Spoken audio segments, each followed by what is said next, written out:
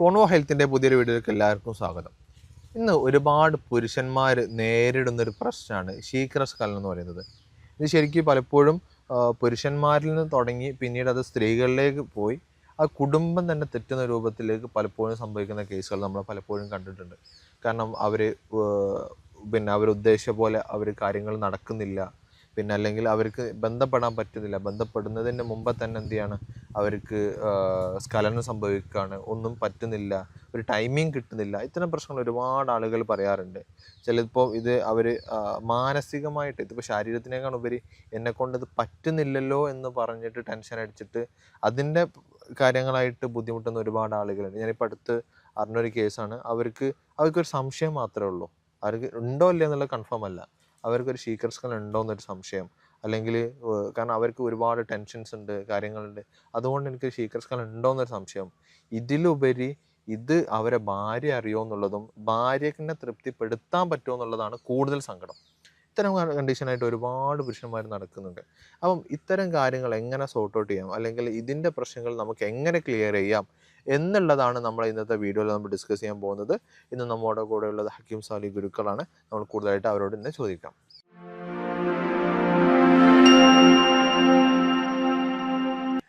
ഞാനിപ്പോൾ ആദ്യം തന്നെ സംസാരിച്ച പോലെ ശീഘ്രസ്ഖലനം ഇന്ന് ഒരുപാട് പുരുഷന്മാർ അനുഭവിക്കുന്ന ഒരു പ്രശ്നമാണ്. ബേസിക്കലി പുരുഷന്മാരിൽ നിന്ന് തുടങ്ങി പിന്നീട് അത് സ്ത്രീകളിലേക്കും പിന്നെ അത് കുടുംബം തെറ്റുന്ന രൂപത്തിലേക്ക് വരെ പലപ്പോഴും ആവാറുണ്ട്. കാരണം പ്രോപ്പറായിട്ട് ഒരു ഇൻ്റർകോഴ്സോ അല്ലെങ്കിൽ സെക്ഷലോ ബന്ധമോ നടക്കുന്നില്ല.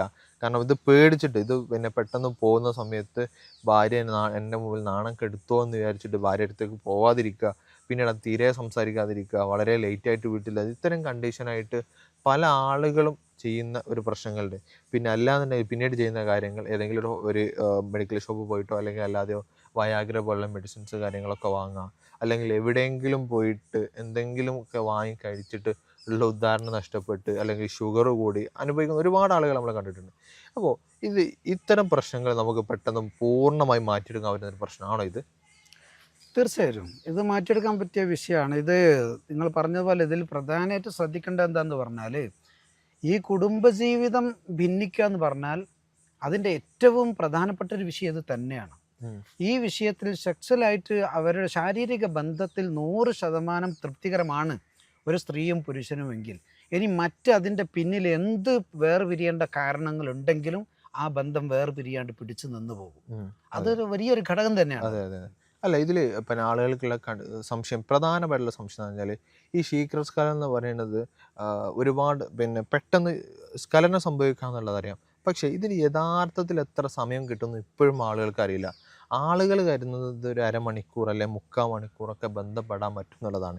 ശരിക്ക് എത്ര സമയം ഇതിന് ഒരാൾക്ക് ബന്ധപ്പെടാൻ പറ്റും? യഥാർത്ഥത്തിൽ അതിൻ്റെ നമ്മുടെ ഒരു വൈദ്യശാസ്ത്ര പ്രകാരവും മത നിയമപ്രകാരവും പറയുകയാണെങ്കിൽ ഒരു 20 മിനിറ്റ് അതിൻ്റെ പ്രാരംഭ ക്രിയകൾ നമ്മൾ പിന്നെ ആ നിലക്ക് ബന്ധപ്പെട്ട് ശേഷം ഒരു സംസർഗം എന്ന് പറഞ്ഞാൽ കൂടി വന്നാൽ ഒരു 5 മിനിറ്റ് സമയം, അത് വലിയ ടൈമിംഗ് ആണ്. 5 മിനിറ്റ് സമയം എന്ന് പറഞ്ഞാൽ വലിയ ടൈമിംഗ് ആണ്. പക്ഷെ അതെന്തായിരിക്കും, അതിൻ്റെ മുമ്പ് ഒരു 20 മിനിറ്റ് സമയമോ ഒരു അരമണിക്കൂർ സമയമൊക്കെ ഉത്തേജന ക്രിയകളിൽ മനുഷ്യൻ, സ്ത്രീയും പുരുഷനും ഏർപ്പെടണം എന്നുള്ളതാണ് അതിൻ്റെ വൈദ്യശാസ്ത്രം. അതായത് കൃത്യമായിട്ട് ഫോർപ്ലേയും കാര്യങ്ങളൊക്കെ ചെയ്തിട്ട് ഒരു 5 മിനിറ്റാണ് മാക്സിമം. ഇത് നിങ്ങൾ അറിഞ്ഞിരിക്കണം. ഈ 5 മിനിറ്റാണ് ഭയങ്കര ഇമ്പോർട്ടൻ്റ് ആയിട്ടുള്ളൊരു കാര്യം തന്നെയാണ്. കാരണം പലപ്പോഴും ഇപ്പോൾ പോൺ വീഡിയോസ് ആയിക്കോട്ടെ, അല്ലെങ്കിൽ മറ്റ് സ്റ്റോറീസ് ആയിക്കോട്ടെ, ഇത്തരം കാര്യങ്ങൾ കണ്ടിട്ടും വായിച്ചിട്ടും ആളുകൾ കരുതുന്നത് ഇത് അരമണിക്കൂർ 3/4 മണിക്കൂറൊക്കെ ബന്ധപ്പെടാൻ പറ്റും, എനിക്ക് പല രൂപത്തിൽ പല പൊസിഷനൊക്കെ ട്രൈ ചെയ്തിട്ട് നമുക്ക് ബന്ധപ്പെടാൻ പറ്റും എന്നുള്ള കണ്ടീഷൻസ് ഒരുപാട് ആളുകൾ മിസ്ലീഡ് ചെയ്യുന്നുണ്ട്. പ്രത്യേകിച്ച് ഇത്തരം കണ്ടീഷൻസ് ഡിസ്കസ് ചെയ്യുന്നത് വെച്ചാൽ ചെറുപ്പക്കാരുടെ ഇടയിൽ ഭയങ്കരമായിട്ട് പിന്നെ എന്താ പറയുക, പിന്നെ ഞാൻ ഇന്ന സ്ഥലത്ത് പോയി അപ്പോൾ എനിക്ക് ഇത്ര സമയം കിട്ടി എന്നപ്പോൾ മറ്റുള്ളവർ വിചാരിക്കുന്നത്, അപ്പോൾ എൻ്റെത് നല്ല സമയം കുറവാണ്, എനിക്ക് എന്തെങ്കിലും ഒരു പ്രശ്നമുണ്ട്. ഈ പ്രശ്നം ഇവിടെ നിന്നൊരു സംശയത്തിന് തുടങ്ങിയിട്ടാണ് ഇത്തരം ബാക്കിയുള്ള ബുദ്ധിമുട്ടിലേക്ക് ഒക്കെ പോകുന്നത്. ശരിക്കും ഇപ്പോൾ ഇങ്ങനത്തെ ഒരു പിന്നെ ശീഘ്രസ്ഖലനത്തിൻ്റെ പ്രശ്നം ഉണ്ടാവുന്നത് എന്തുകൊണ്ടാണ് ഒരാൾക്ക്? അത് മാനസികമായിട്ടുള്ളതാണോ, പ്രശ്നങ്ങളാണോ? രണ്ടുമുണ്ട്. തുടക്കക്കാരുടെ ഇടയിൽ അധികവും മാനസികമായിട്ടുള്ളത് നമുക്ക് പറയാം. കാരണം മാനസികമായിട്ട് ഇത് മുൻ പരിചയമില്ല. അപ്പം അങ്ങനത്തെ ഒരു എന്താ പറയുക, ഭയപ്പാടോട് കൂടിയുള്ള സമീപനമായിരിക്കും.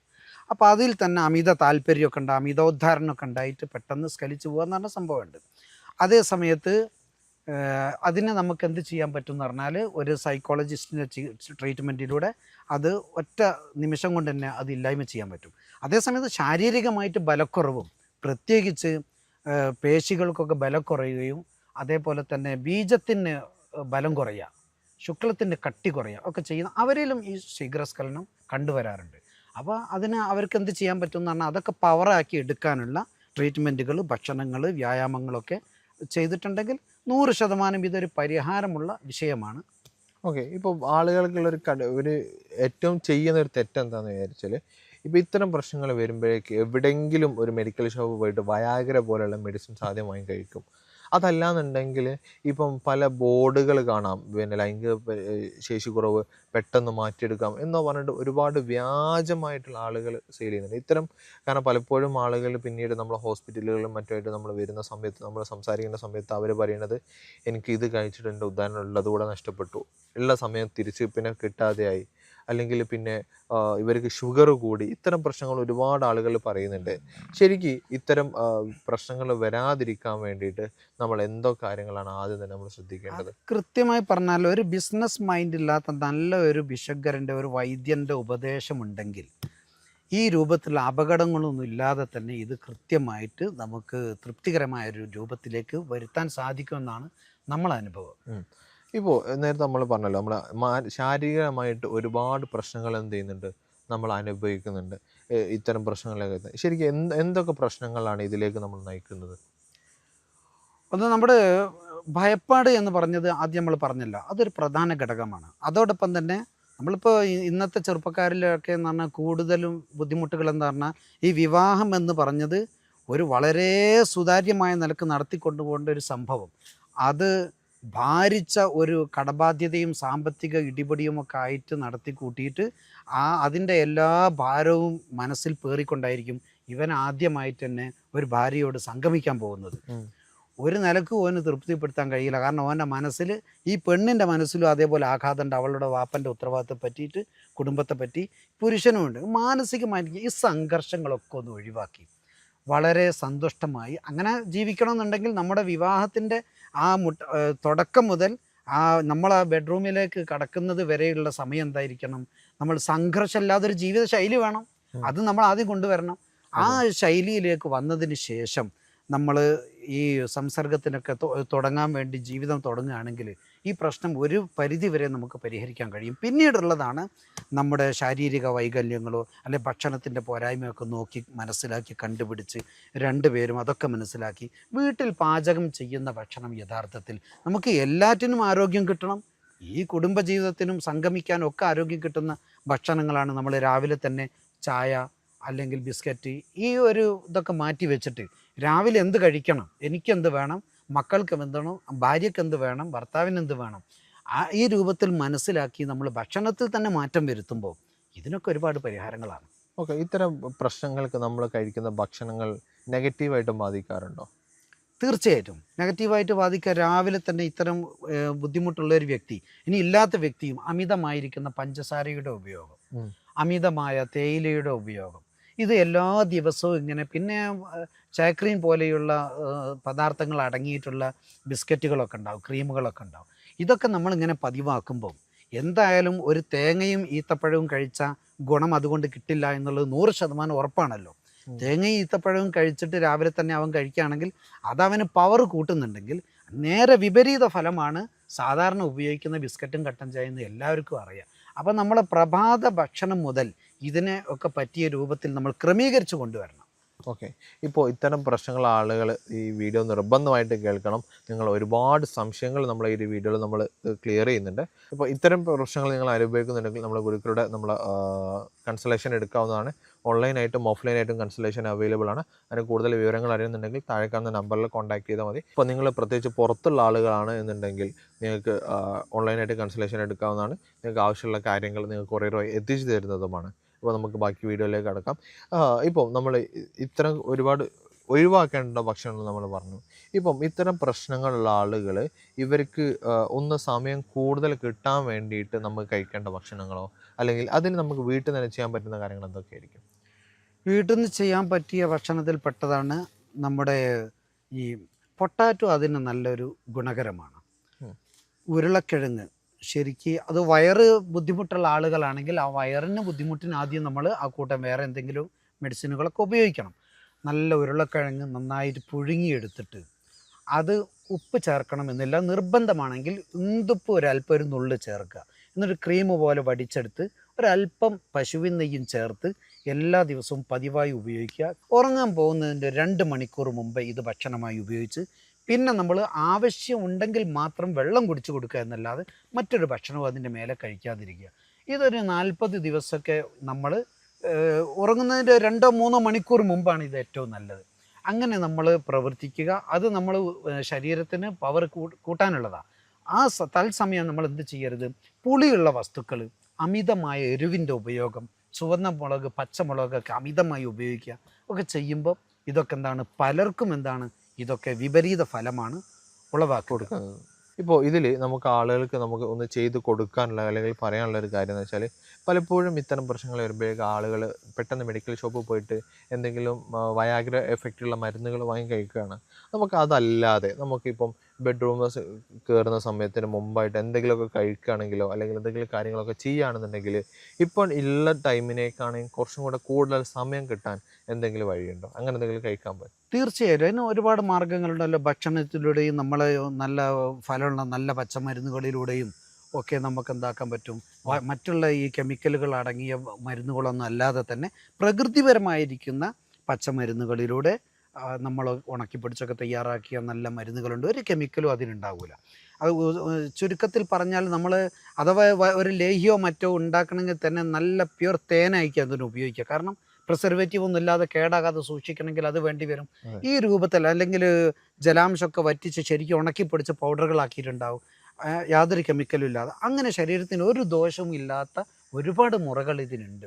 പക്ഷേ ജനങ്ങൾക്ക് അത് അറിയാത്തത് കൊണ്ടാണ്. ജനങ്ങളിലേക്ക് അത് എത്തിക്കുമ്പോൾ ഒരു സമൂഹത്തിൻ്റെ തകർച്ച തന്നെ ഇല്ലാതെ സുരക്ഷിതമായിട്ട് കുടുംബജീവിതം മുന്നോട്ട് കൊണ്ടുപോകാൻ അവർക്ക് സാധിക്കും. ഓക്കെ, നമുക്ക് അങ്ങനെ എന്തൊക്കെയാണ് നമുക്ക് അവർക്ക് സജസ്റ്റ് ചെയ്ത് കൊടുക്കാൻ പറ്റുന്നത്?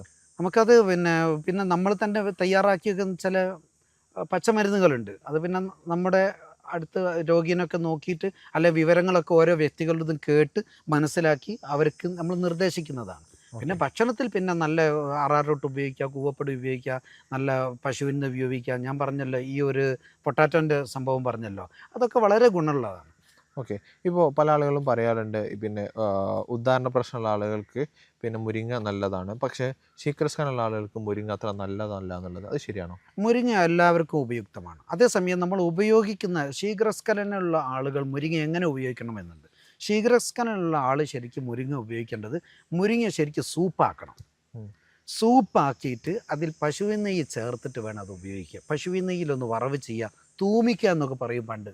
ആ രൂപത്തിൽ ഇപ്പോൾ ഒരു മുരിങ്ങക്കായ എടുത്തിട്ട് ഫോർ എക്സാമ്പിൾ പറഞ്ഞാൽ ഒരു മുരിങ്ങക്കായ എടുത്ത് നല്ലോണം തറച്ച് അത് ചുരണ്ടി കളയേണ്ട കാര്യമല്ല. നല്ലോണം കഴുകി തറച്ചതിന് ശേഷം ഒരു കൂടുതൽ വെള്ളത്തിൽ വെക്കുക.